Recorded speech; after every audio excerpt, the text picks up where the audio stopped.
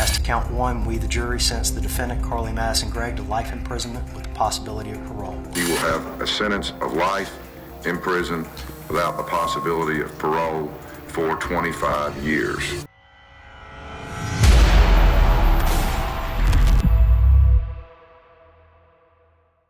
If she were paroled, nothing would stop her from walking into a school. Nothing would stop her from walking into a shopping mall. Nothing would stop her from walking into the grocery stores. Nothing would stop her from being in the movie theaters. Ladies and gentlemen, she is dangerous. This is Carly Gregg, sentenced to life in prison without parole after killing her mother. Your daughter tried to shoot you? Yeah. Shooting at me. Where is she at? She ran away. How old is she? 14. 14? Please help me. Okay, ma'am, stay on the phone. Ma'am, stay on the phone with me. Just calm down. What's your name? Molly. All right. And what's her name? Carly Gregg.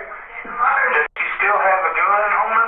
I took it from her. She ran. On March 19th, 2024, in Mississippi, Carly Gregg, then 14 years old, entered the bedroom of her 40-year-old mother, Ashley Smiley, and shot her 3 times with her own gun. Surveillance footage at the home shows Gregg getting inside, hiding the gun behind her back, and walking into her mother's bedroom.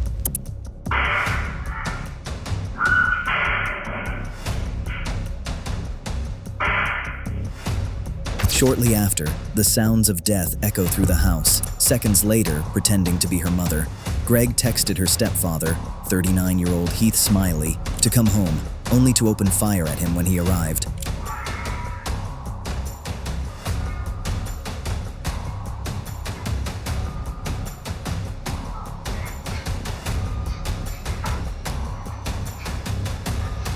Luckily, the stepfather was only grazed on the shoulder and would later reveal that Gregg was screaming hysterically when he arrived. Hey, I need you to talk to me. What is your son wearing? He was in jeans and a grayish t-shirt. She's got short brownish hair. So, jeans, a gray t-shirt, short brown hair. She ran into the backyard. I tried to follow her. She jumped the fence and ran.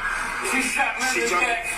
It was like she had seen a demon or something, and my first thought was there was an intruder somewhere, and she thought she was after somebody else. After failing on her second mission, Gregg fled, but was later arrested near her home. Look, let me step out real quick for me. Asked you a bunch of questions, but obviously you fired with a pistol, correct? Yes, sir. Okay. Which hand did you shoot with? During her sentencing in Rankin County, Gregg's defense told jurors that the shooting occurred when Gregg was in the midst of a mental health crisis. We're hoping that she'd get sent to the state hospital because that was one of the options on the verdict. But the jury chose not to utilize that option. She can get some treatment. We just don't know what it would be. However, District Attorney had some harsh words for her. If she were paroled, nothing would stop her from walking into a school. Nothing would stop her from walking into a shopping mall. Nothing would stop her from walking into the grocery stores. Nothing would stop her from being in the movie theaters. Ladies and gentlemen, she is dangerous. The jurors found her guilty on all counts, including first-degree murder, attempted murder, and tampering with evidence, as Gregg had hidden the footage after the shooting. As her sentence was read, Gregg broke down in tears, an unusual reaction for someone who seemed to know exactly what she was doing when committing the heinous crimes. We, the jury, find the defendant, Carly Madison Gregg, guilty of first-degree murder as charged in the indictment. But despite breaking down in tears as the verdict and sentence were read, the prosecution argued the sentence was appropriate because Gregg had shown zero remorse. This next kid did something even stranger. She prayed while on trial for killing his grandmother. 14-year-old Sophia Koval openly prayed in court as she waited for her case to be called. This baby-faced 14-year-old is Sophia Koval, a Florida teen charged with second-degree murder after she beat her grandmother to death. On May 25th, 2024, Sophia was alone with her grandmother, 79-year-old Sophia Koval, at her condo when she alleged her grandmother scratched her, prompting her to retaliate in self-defense. When Vladimir Koval, Yevgenia's son and Sophia's father, came home shortly after midnight, he found the elderly woman bruised and battered. A teenager is accused of killing her grandmother, and she was recently in a court for a change of plea hearing. After a medical examiner ruled the demise a homicide, Sophia was taken into custody. It later emerged that she'd been acting up, and her father had confiscated her phone to discipline her hours before the assault. File paperwork is called U for refugee from war from Ukraine. Western Ukraine, you have to understand, it's not Eastern Ukraine, it's big different. She didn't sleep at night. She screamed, "Mama, Mama," and I have no control. I did everything possible. I contact psychiatrist. I can say I'm sorry. I can sympathize with your losses, but there's nothing that's going to repair or take them back or make it better. In June 2024, Sophia appeared in court for a hearing, only to do something that caught the courtroom by surprise. This 14-year-old mass shooter's reaction is even more chilling. That 14-year-old that committed this crime is maybe not the same human being now, 25 years later, as an adult. And that is something the law understands and the law contemplates, is that adults don't make the same decisions that juveniles do. This is Michael Carneal, who is serving a life sentence for fatally shooting 3 classmates and wounding another 5 at Heath High School in Kentucky on December 1st, 1997. Carneal wrapped a shotgun and a rifle in a blanket and took them to school, passing them off as an art project he was working on. At around 7:45 a.m., he inserted earplugs into his ears and fired at a group of students 10 times using a Ruger MK 2.22 caliber pistol.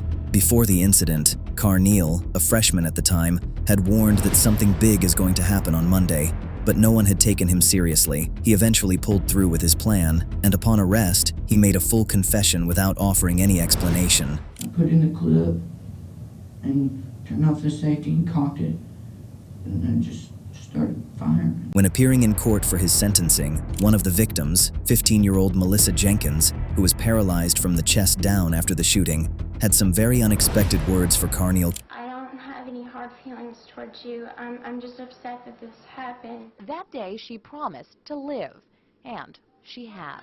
I'm very, very happy with my life, and I'm happy with everything that's come with it. I think that it's a choice on, how you live your life, and I chose to be happy. Carneal appeared emotionless throughout his sentencing, avoiding eye contact with the judge as he handed down his sentence. He will have a sentence of life in prison without the possibility of parole for 25 years. Because of his age at the time of sentencing, Carneal was allowed parole 25 years later in September 2022. However, the Kentucky Parole Board voted to deny parole to then 39-year-old Carneal and ordered him to serve out his full life sentence. Earlier, while arguing for his release, Carneal had told the board members that voices in his head told him to shoot his schoolmates. I don't remember firing the gun or how many times I fired it, but the next thing I remember is people laying on the ground. When was the last time that you heard one of these voices that told you to do something harmful? A couple of days ago. Do you recall what that voice told you to do? Jump off the stairs. As recent as 2 days ago, you're saying voices are still telling you to do harmful things. Yeah, it's not something I have acted on in very long time. Like Carneal, this next kid killed his classmate and was not sorry for his heinous crime. We're having fun in a f***ing cop car. Yep. Tristan. What's up, guys? Tristan, if you f***ing walk out the damn... When you see this in a month... This is 14-year-old Aiden Fucci, who is accused of killing her classmate, 13-year-old Tristan Bailey, by stabbing her a whopping 114 times. On May 9th, 2021 in Florida, Fucci lured Bailey from her home by lying to her that they were going to meet a friend. After failing to find her at home, Bailey's family reported her missing, only for her dead body to be discovered in a wooded area the next day. A residential surveillance camera footage captured Fucci and Bailey walking down a street. The footage led the police to Fucci. and after an investigation, he emerged as the main suspect. Fucci was then arrested, but on the way to the station, Fucci would do something shocking at the back of a patrol car. Despite knowing very well that he'd stabbed and killed Bailey, Fucci mocked her demise during his sentencing for the murder of Bailey. We're having fun in a f***ing cop car. Yep. Tristan. What's up, guys? Tristan, if you f***ing walk out the damn... When you see this in a month... One of her siblings, Alexis, dropped 114 Aquastone hearts into a glass jar one by one to represent the stab wounds her sister endured. This jar now holds 114 stones, one for each of the 114 stab wounds that my sister had to endure. A while later, when the judge spelt out his sentence, Fucci was emotionless and looked at the judge with an expressionless face. Mr. Fucci, having entered a plea of guilty to the crime of first-degree murder, I adjudicate you guilty of the premeditated first-degree murder of Tristan Bailey. I sentence you to life in prison. Because of your age, you are eligible for review of the sentence in 25 years. I order the Department of Corrections to notify you when you are eligible to apply for your review hearing. If you enjoy courtroom reaction videos like this one, like, subscribe, and watch this video.